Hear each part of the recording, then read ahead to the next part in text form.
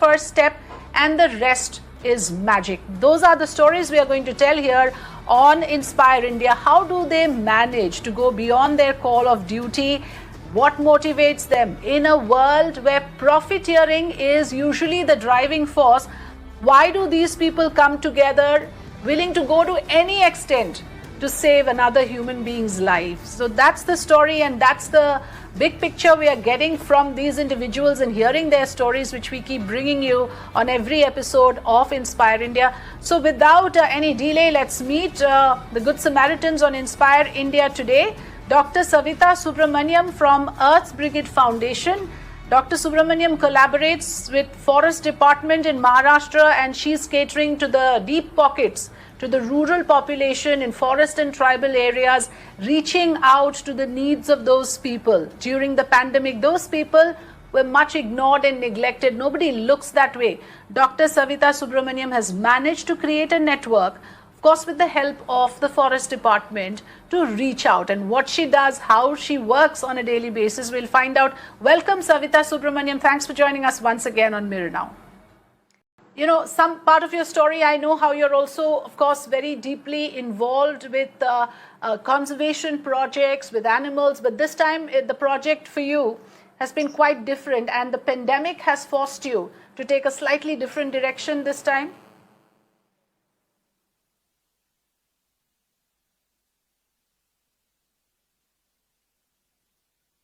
Hello. Hello. Yes, Sarita Subramaniam, please tell us your story, how you started, what you do on a daily basis, and who are the people benefited from your initiative. Okay, I'm a dentist by profession, but I had a personal crisis like many of us during this pandemic. And my mother-in-law was in and out of the COVID ICU and COVID hospital with complications. When she came out, we realized that she needed an oxygenator machine. This is early April, and despite not having really a crisis in Bombay as far as oxygen was concerned, we still struggled to find an oxygenator machine for hire or to purchase. That's when finally, of course, we did manage, but that's when I realized that the need for oxygenator machine is quite intense. So I called up a few of my Forest Department known officials. This is apart from my activism side. I really collaborate with a lot of dedicated, sincere Forest Department officials who eagerly offered to help me in case we provided the oxygenator machines.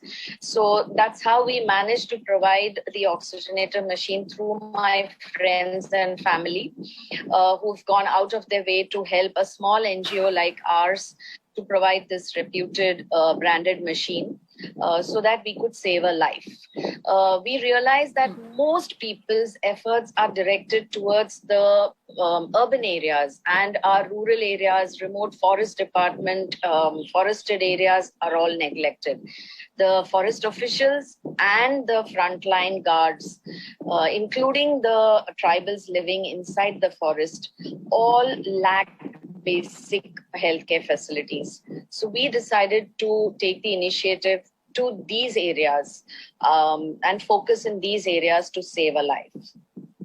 So, in that sense, Sarita Subramaniam, this is how it works, isn't it? And you were saying that you have a very small NGO and you do not have that kind of financial muscle that is usually required to cater to the kind of rural population you want to reach out. So then how do you manage? Where do the funds come from?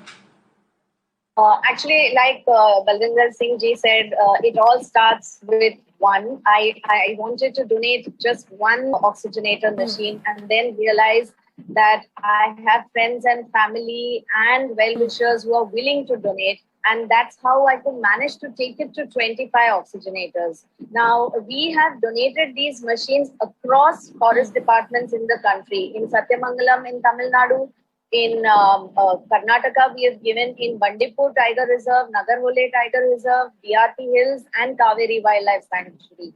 Similarly, in Uttarakhand, we have provided 6 machines, and they have gone to Rajaji, Binog, Masuri, and in Kalagarh division. In Chittorgarh, Rajasthan, it is a huge tribal area.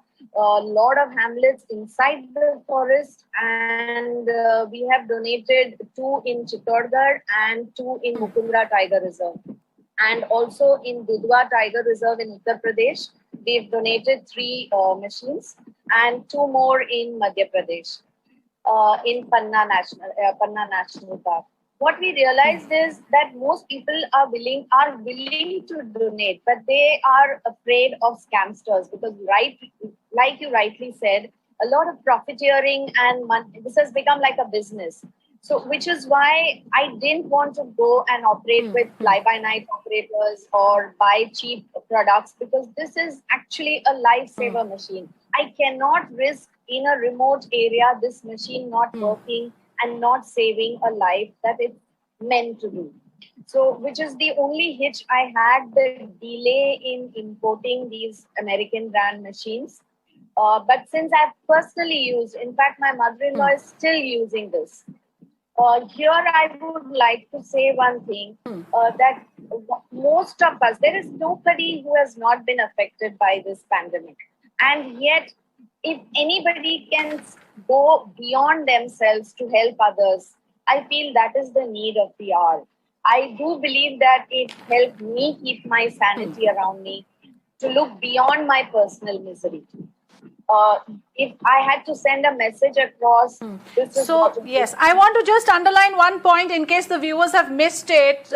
What Sarita Subramaniam does is, of course, provides these oxygen concentrators which are compact, more easily sort of transportable, and how it helps is a person, if he gets discharged from the hospital, not too many people can sustain that kind of hospital bills. So once they get discharged, they still need oxygen before they can be completely weaned off, and that is when these concentrators, which Savita sources and then supplies, help out. So there are two kinds of last mile coverage that you're doing. One, of course, reaching out to the deep pockets, and this is the other kind where you're helping people wean off oxygen by providing these portable concentrators. Did I get you right, Savita?